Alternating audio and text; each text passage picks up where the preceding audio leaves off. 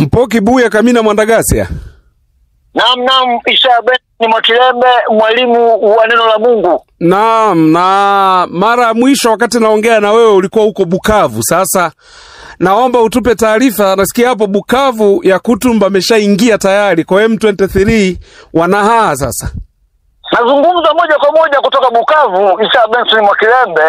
Nipo Bukavu na ndio maana nilikwambia kwamba usiku kucha wa kuamkia leo ilikuwa ni risasi zinalindima. Yaani tulikuwa sisi wananchi wa Bukavu hapa. Wananchi wa Bukavu tupo katikati. Yaani tumewekwa mtu kati. Risasi zinalindima usiku kucha. Hata hatukujua imekuaje, kumbe kumbe nini? Ni vijana wa William Amuri ya Kutumba tayari washaingia ndani ya Bukavu. Na mwalimu, unakumbuka siku mbili nyuma tumempoteza kamanda wetu mtetezi Biola, mtetezi kabisa wa wazalendo. Wako watu wakasema kwamba pengine alikuwa amekula rushwa, pengine alikuwa anatumika, na nikufahamisha ya kwamba amechaguliwa kiongozi mwingine kuchukua nafasi ya mtetezi ya Biola. Amechaguliwa kiongozi na ndio mwingine naye alishinda vile vile.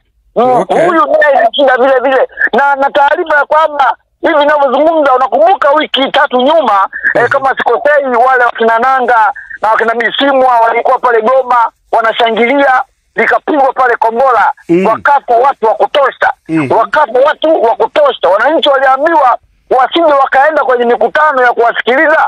Wale watu ni wahuni, wale watu ni watapeli. Mtu umetoka huko ulikotoka, unavamia nchi ya watu ambao sio ya kwenu, unaua, unabaka, unafanya vurugu, unaiba rasilimali mbalimbali. Alafu katika akili hiyo hiyo unategemea kwamba eti uweze kuwatawala watu ambao wamewaulia ndugu zao. Watu ambao wamewaulia watoto wao. Watu ambao wamewaibia rasilimali zao. Hauwezi kutawala mji wa wafu. Mji wa wafu hauwezi kutawala. Kwa maana yake ni kwamba Isa Benson Mwakilembe ni hivi ninavyozungumza, baada ya kumzika kiongozi mtetezi wa wazalendo, hivi ninavyozungumza kwamba tayari wazalendo wameshaingia ndani ya mji wa Bukavu. Na familia hizi taarifa Mwakilembe huwezi kuzisikia ovyo ovyo. Hizi taarifa huwezi kuzisikia ovyo ovyo, watangaza sababu si wanapigwa. Wanapigwa, lakini fahamu ya kwamba tayari wazalendo wameshaingia katika mji wa Bukavu na tayari vita vinaendelea kama kawaida. Na kiongozi nani ule kiongozi wao William Amuri ya Kutumba mwenyewe yupo umbali wa kilomita 10. Yupo umbali wa kilomita 10 tayari kuingia Bukavu na kutangaza ushindi wa Bukavu. Mwalimu, nadhani nilikwambia siku moja kwamba wazalendo kama Kongo italindwa na wazalendo wenyewe. Kongo italindwa na wakongomani wenyewe. Hakuna mtu yoyote ambaye, hakuna mwanasiasa ambaye anaweza kailinda Kongo, mwalimu. Nadhani nilikwambia, unafahamu. Wanasiasa ni matapeli, wanasiasa ni waongo, wanasiasa ni wala rushwa, wanasiasa hawana maamuzi magumu, wanasiasa wapo tu. Lakini nchi kama nchi mara nyingi huwa inalindwa na raia husika wanaoishi kwenye nchi husika. Sasa Kongo ile Mwakilembe, nafahamu kwamba huyu Kibaraka Felix. Felix anakimbilia magharibi. Felix anaacha kuunga mkono wazalendo, raia wa Kongo ambao wameamua kushika mapanga, wameamua kushika mashoka, wameamua kushika fimbo kupigania nchi yao. Felix badala waunge mkono wazalendo, anakwenda eti kuomba msaada Marekani. Ameomba msaada Marekani bwana. Anaomba msaada eti kwamba Marekani, njoo bwana, nchi imetushinda hii, tukupe madini ili tuwekee ulinzi. Yaani mtu atoke nje, mtu atoke huko wapi huko, avuke mahali aje akulinde wewe. Si upuuzi huo? Huo si upuuzi. Wazalendo wamesema kwamba mwalimu, naam, wamesema wazalendo wa kwamba hivi hawahitaji Marekani, hawahitaji Ufaransa, hawahitaji Belgiji, hawahitaji si Uingereza, hawahitaji si nani. Watailinda Kongo yao kwa mikono yao wao wenyewe, pasipo kumtegemea mshenzi ama mpuuzi wote. Watailinda wao wenyewe, sababu wale pale ndio wamezaliwa pale, mababu zao wamezikwa pale wazalendo nyumbani kwao, hakuna kitu kinaweza kuwashinda. Hata sherehe ilioje mwalimu na Mungu, sherehe ilioje kwamba hivi ninavyozungumza na wewe ni kwamba tayari wazalendo wako ndani ya mji wa Bukavu. Kitu ambacho wengi walikuwa hawajajua. Wengi walikuwa wanashangilia, tuliwaambia jamani, hii Kongo hakuna sehemu hawa wanya nani hawa ambao wametoka kwenye bonde la mto Naili, sijui wanaitwaje hawa. Hakuna sehemu wataenda. Hamwezi vamia nchi ya watu wengine. Tamaa ni mbaya. Tamaa wake ni mauti. Ishi kwako, ridhika na nchi yako. Hata kama nchi kako kadogo kama mkoa, ishi kwako. Kwa nini unganganie mali za watu wengine? Kwa nini ungangane na mali za watu wengine? Uwe watu wengine. Ni mwalimu tu hivi kwamba hakuna uwanya wawezi. Hawa si wahima na wahimu. Si washimu. Hawawezi hata siku moja kutawala Kongo. Nilikwambia Makerembe, Kongo italindwa na wakongomani wenyewe. Sasa mwalimu, wako viongozi wengine nchi ikiwa vitani, wenyewe wanakuwa wamekaa kwenye maofisi yao, wanakula vioyozi, wanakula AC, wamejiachia matumbo makubwa, watafikiri mimba ya panya. Lakini William Yakutumba kiongozi mwenyewe huyo wazalendo, yuko bampa tu bampala.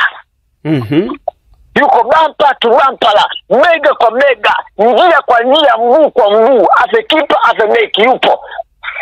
Nimepata taarifa na ndugu yangu kutoka Bukavu.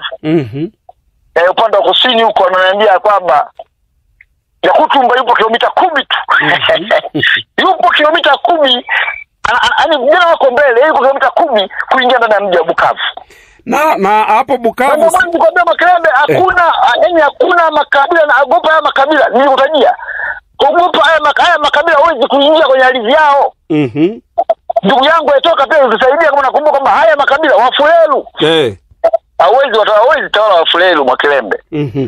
Na hapo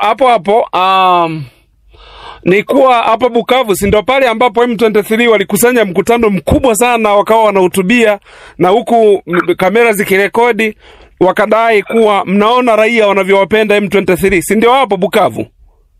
Ndio hapo ambapo bomu lilipigwa. Ndio hapo ambapo huyu Colonel Nangaa alikuwa anafanya mkutano pale, bomu likapigwa, watu wakafa wa kutosha. Ndio hapo. Sasa hivi ninapozungumza, rais wako yule ambaye anaongoza nchi kwa mkono wa chupa. Na inabidi zote tunataja kwa majina.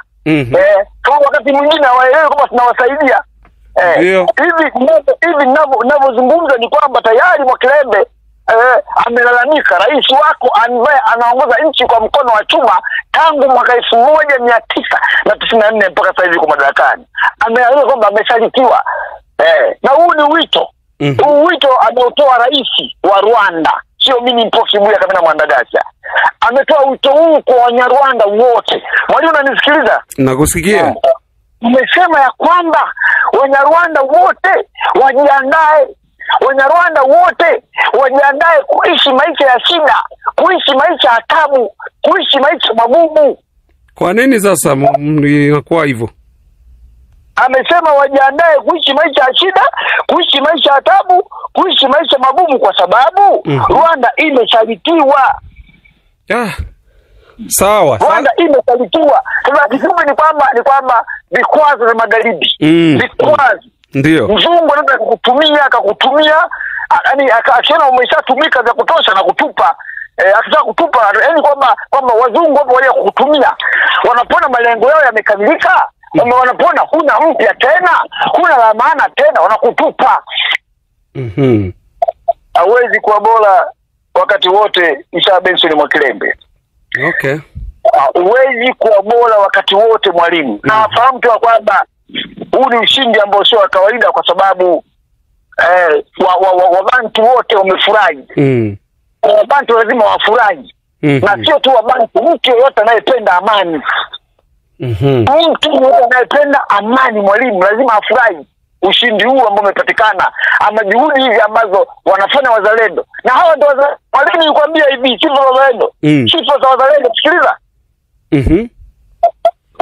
Uenda wako watu wafahamu sifa za wazalendo. Sifa ya kwanza wazalendo, Sawa. hawatembei na magari. Sawa, uliniambia. Hawatembei na pikipiki. Sawa. Wanatembea kwa mguu. Sifa ya kwanza. Sifa ya pili wazalendo, marufuku kupora mali za watu. Marufuku kuua raia ovyo ovyo. Marufuku kuvamia maduka. Marufuku kubaka. Sifa ya wazalendo, marufuku kufanya mapenzi. Maana kitu mkuta huyu ndugu yetu nani huyu mtetezi, naomba nitazungumzia baadaye. Kuna kesi ya mapenzi hapo katikati. Okay. Marufuku kwa wazalendo kufanya mapenzi wakiwa vitani. Marufuku kulelewa ovyo kwa mzalendo, kunywa pombe ovyo akiwa vitani, marufuku.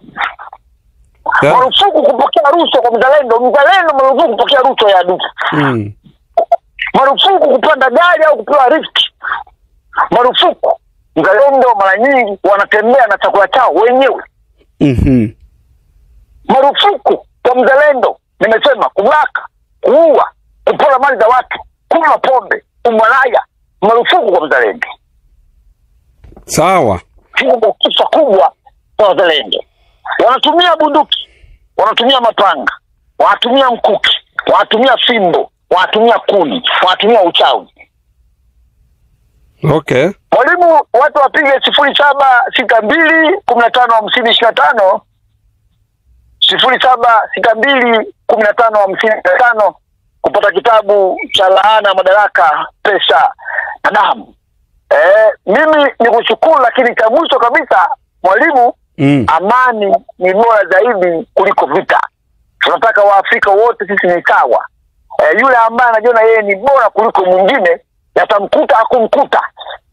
Yule Mwafrika anajiona yeye ni bora sana mwingine, yatamkuta yakumkuta. Jambo lingine, hauwezi kuua watu ukategemea wewe, kwani wewe huwezi kwenda kwenye nyumba ya mtu ukachoma moto nyumba ya mtu alafu tegemea kwamba kwako kutakuwa salama. Hicho kitu Makerere hakiwezekani. Tujifunze kuishi katika utu. Tujifunze kutatua changamoto zetu pasipo kumwagana damu. Na viongozi wanatakiwa waelewe hilo. Sasa na baadaye.